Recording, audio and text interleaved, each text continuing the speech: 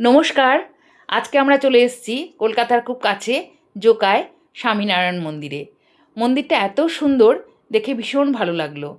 এখানে আমরা গাড়ি নিয়ে এসেছি, কার পার্কিংয়ের ব্যবস্থা আছে, সেখানে আমরা গাড়িটা রেখে দিয়ে চলে এলাম মন্দিরের সামনে। এখানে এসে দেখছি ঝিরঝির করে বৃষ্টি পড়া শুরু হয়েছে। আমরা চলে গেলাম যেখানে বিশ্রাম নেওয়ার জায়গা আছে সেখানে। এখানে এসে দেখছি অন্যান্য দর্শনার্থী যারা এসছেন তারাও এখানে বসে আছেন বৃষ্টি থামার অপেক্ষায়। এখানে ঢোকার টাইম সকাল 7:30 থেকে দুপুর 12টা, আবার বিকেল 4টে থেকে রাত্রি 8টা। আমরা এখানে সারাটা দিন থেকে এখানেই আমরা ভোগ খাবো।